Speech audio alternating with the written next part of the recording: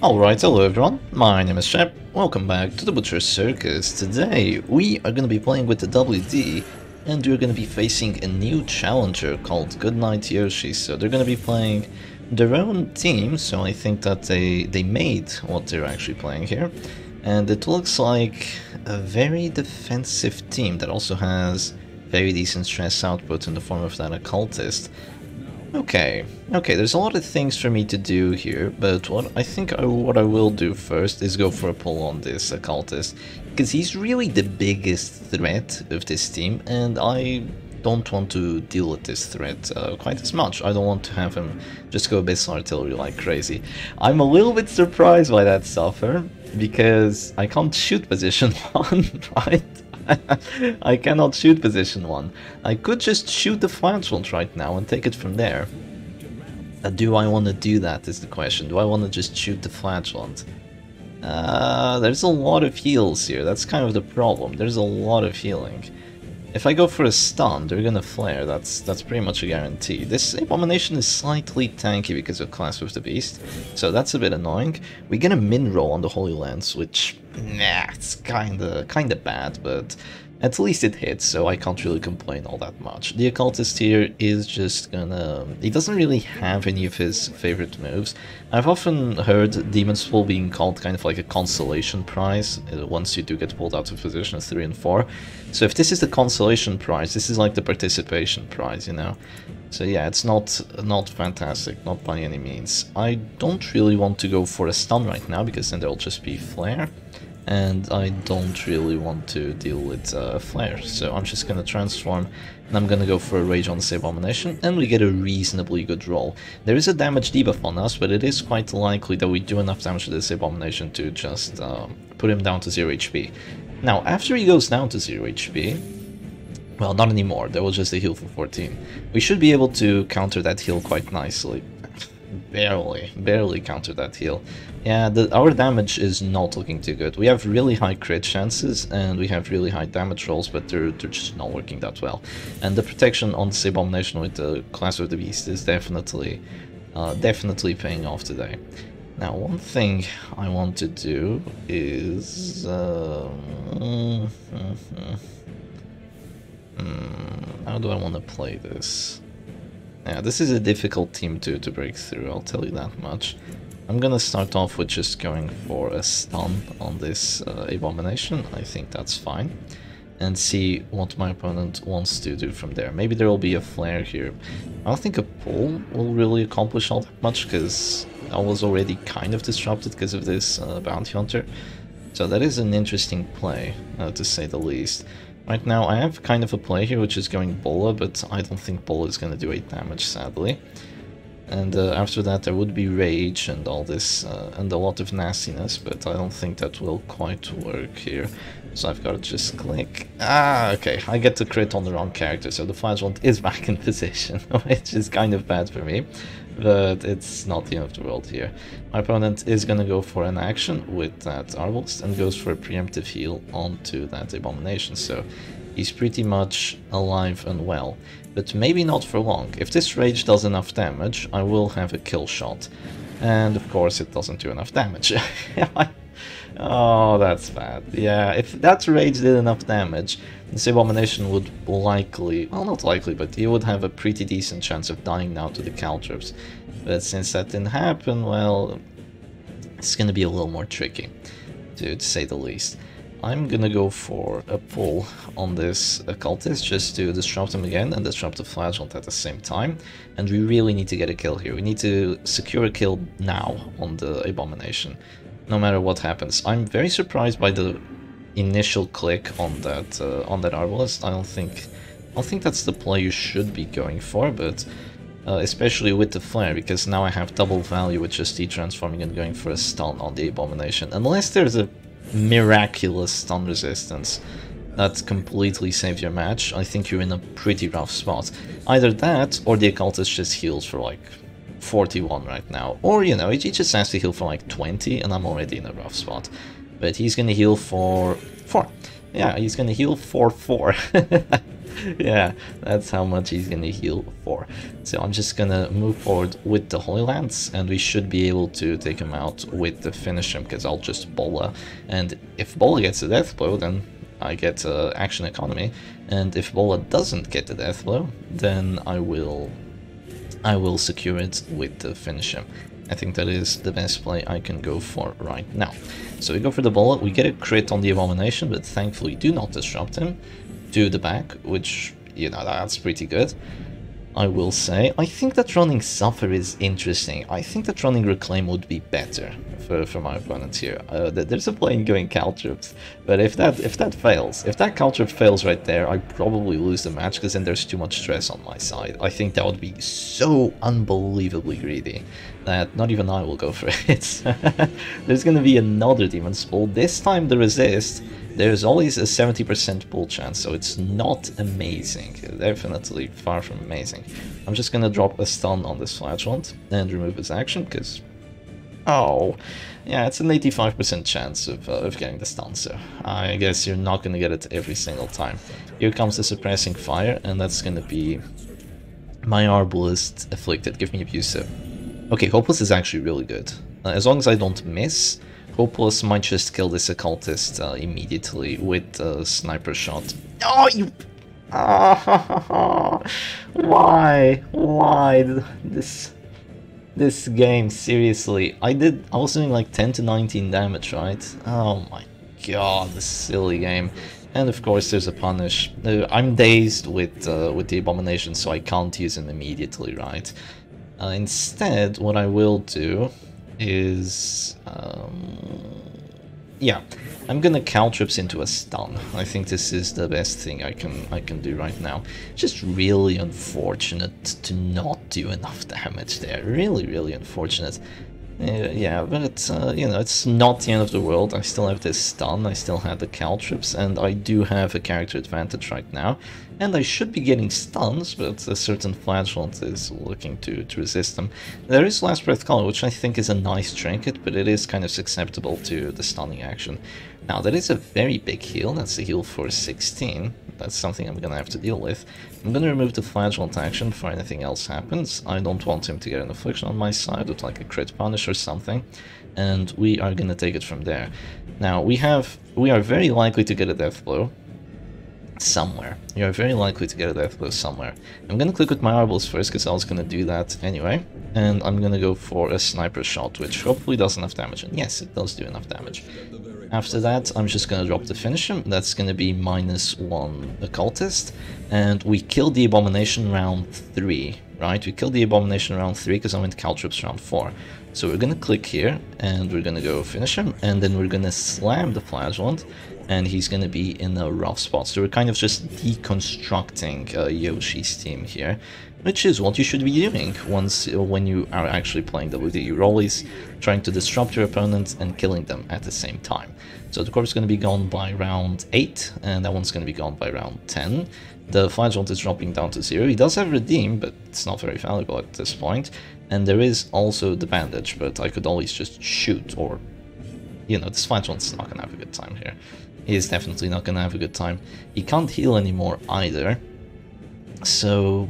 yeah, I think he's dead. I think he's dead. There's literally no way he can save himself at this point. I think going for a shot right now would be a mistake, because then he could actually use Redeem.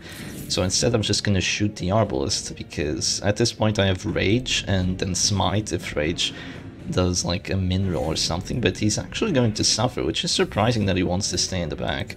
It is a little bit surprising. Rage might do enough damage, because I did get a crit with the stun, and thankfully it does do enough damage, so Last Breath Collar is a nice trinket, and it might pay off now. You might get the death blow resistance, even against the finisher, with the finisher. You might indeed get the stun resistance here, but it's not too likely. It's still an 80% chance of getting the death blow, so you shouldn't rely on this trinket against anything that isn't... like AoEs. You really shouldn't rely on death blow resistance. Something you definitely shouldn't do. I'm gonna try killing the Occultist corpse, and once this Arbalist goes to the front, there's no way she can win. Yeah, all I need to have here is a Crusader and a Bounty Hunter, and this Arbalist couldn't win anymore. My Arbalist and the Abomination could just disappear at this point. It could vanish from the Butcher's Circus, and I would still win this match. Thankfully for us, right? So I'm gonna go for the pull here, finally get to go for it. She didn't have Snuff, but even if she had Snuff, I mean, if she had Snuff, I definitely wouldn't have gone for the pull, but I didn't feel like that was the correct play, considering that the other characters were kind of in a better position for me to focus down. So right now I will be dropping to this store, but that's not the end of the world. I'm just gonna click here, go for the sniper shot, and after that it should be completely GG. So we do get a crit with the sniper shot. I think we did get a crit or two. I can't really remember. We got pretty unlucky at a certain point in the match, but then there was that suspicious Arbalist flare, and that Arbalist flare kind of just sealed my opponent's fate, because after that Arbalist flare, ooh, 15% death roll, I love those. After that Arbalist flare, I just managed to de-transform, go for the stun, and that was just brutal value. I got 3 actions out of 1, essentially. I brought the character to 0 HP, I removed an Arbalist action, and I removed an Abomination action. Like, in 1 action, I did that, so it was kind of insane. Abomination is definitely really solid character. So let's maybe go for a match number 2. Alright, and here we go for a match number 2. So now we have something a little bit different. We have something I don't usually play, but I've been meaning to play because I think it's an okay team, and I think I should practice it, right? So we are playing with a Halo comp, but with Hireman. So there's like a couple players I know, like a couple specific players I know, like Sword of Welran and the Darkest Ranks in the Ladder, that play this, you know, quite a lot. And they seem to have decent results with it, so I want to try it too. And we're playing against a full dodge team, so it's not the greatest thing you could try it against. So yeah, we do have to deal with that.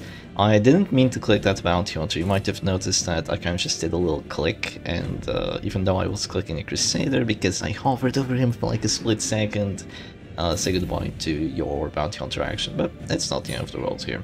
I could just go immediate sniper shot, which could hit or miss.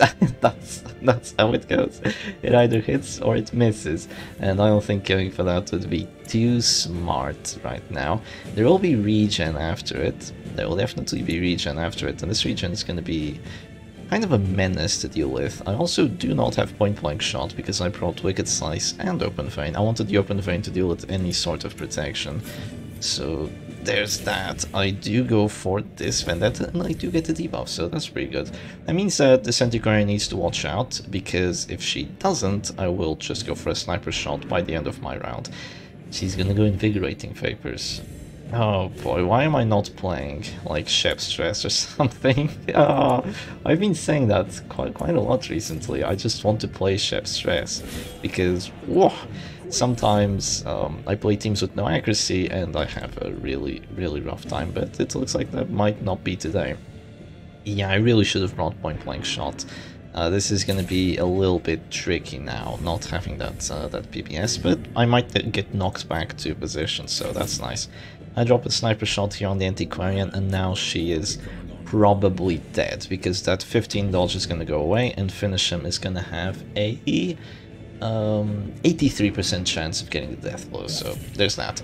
That's another, no, not another crit, that's another crit this match, but not another crit for my opponent. I did get the fortune of going first, and I will go for this finish him, of which we get a crit, so yeah, that's, is that justice, you might ask?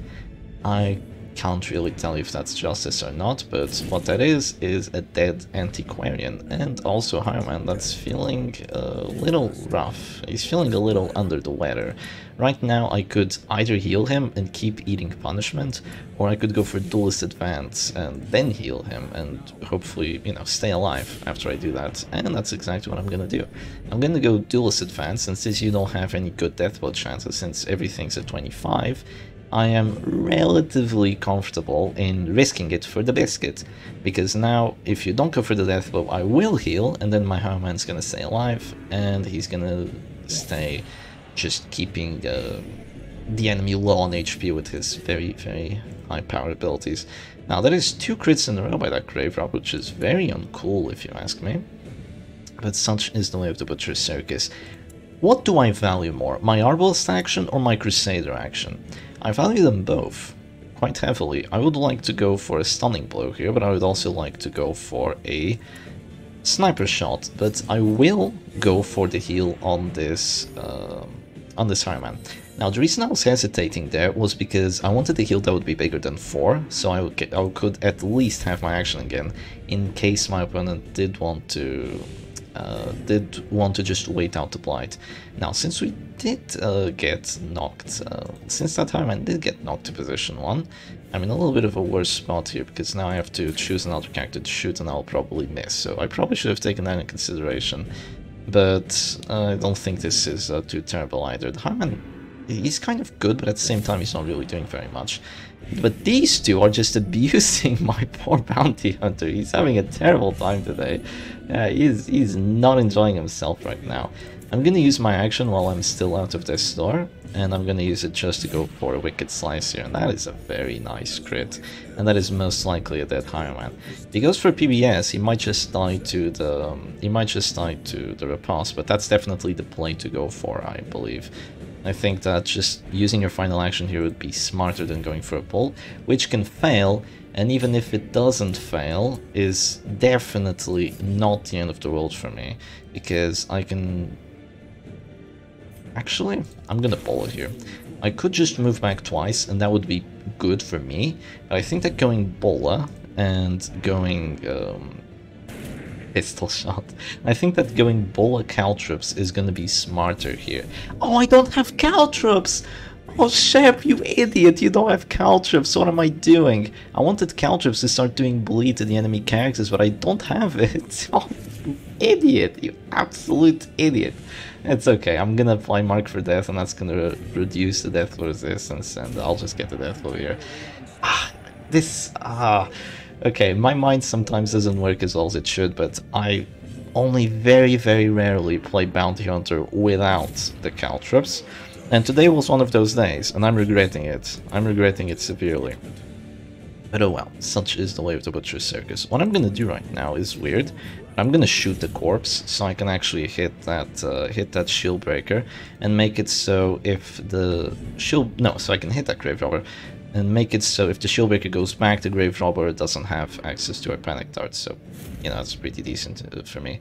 There is a puncture right here, which looks annoying, but actually isn't, because he just gave me access to the Illicit Advance, so thank you very much, sir, for keeping up my repulse, because I forgot to bring Point Blank Shot, or I thought I wouldn't need it, and now your Grave Robber's at this store with no stealth. I do not have a finisher character anymore, per se, but I have 2 support finisher characters. I have a Highman with Wicked Slice, which is plus 20, and I have a Crusader with Rite of Execution, which is plus 10. Shep, why do you have Rite of Execution rather than the plus 15 dodge? Oh, betting on dodge is like building on quicksand. It's really not a good idea. Yeah, that's why. Yeah, why do I have Rite of Execution instead of Brass Knuckles? Well, I'm very aware of this team's lack of accuracy, and considering that the Crusader starts in position 2 in this team, and the Harman in position 3, it is quite likely that he has to use Holy Lance, even if your opponent doesn't disrupt you. So if that is the case, you are probably better off just giving yourself at least a little bit more accuracy with the Rite of Execution, so you can use that. Right now I'm gonna go for an Open Vein, which has 100 accuracy, which isn't too bad, and a very high bleed chance because of the Parrying Dagger. The bleed isn't fantastic, it's only 4 for 3 rounds, but it's decent, and it's gonna slowly tick away at that Shieldbreaker. I think that going for an Aegis here really isn't gonna get you very far, because I'm still gonna hit eventually, and you are still bleeding down to 0. You're definitely bleeding down to 0 now. so that's not too good for you. I could just be going for heals. My opponent doesn't like surrendering, by the way. I've noticed that. And because of narrative execution, my hit chances are actually not too shabby, as you can see. Yeah, and I'll go for the ball right now, which finally does miss. Now, this wasn't the perfect test for this team, because, I mean, you definitely saw that it was literally hit or miss on winning this match. If I hit some lucky abilities, I would win. If I missed some of those abilities, I would lose. So there's really no telling how good the dodge team is, because sometimes it works, sometimes it doesn't work. Yeah, and that's against teams that don't have accuracy buffs, by the way. Against teams with accuracy buffs, it doesn't work. It really doesn't work. So we just go for these moves. We are hitting every single one of them, because even though this team doesn't have any accuracy buffs, it has really decent amounts of accuracy. You really shouldn't see the Harman as kind of like a mini... I guess I can't dodge a thing, he says Yoshi. Yeah. The dodge really doesn't work. You shouldn't really see the Harman as like a reverse jester. So instead of buffing accuracy by 20 on everyone, you reduce accuracy on 20 on someone with Vendetta. You really shouldn't look at it like, oh yeah, it's fine if I go into dodge because I have the Vendetta. It really isn't fine. You can only debuff one character, and it's not even a guaranteed chance that you get the debuff. It's not even a guaranteed chance that you hit with Vendetta, and the other characters still have terrible amounts of accuracy. So you should really be wary of running into dodge teams with a team like this. But even though that just happened, we turned out okay, because we did manage to go first. We managed to take advantage of my opponent's condition, and we got pretty lucky on the hits. So anyway, hope y'all enjoyed these matches against Yoshi. I did. I enjoyed playing these two teams that I haven't been playing much recently, and I will see you again tomorrow. Cheers.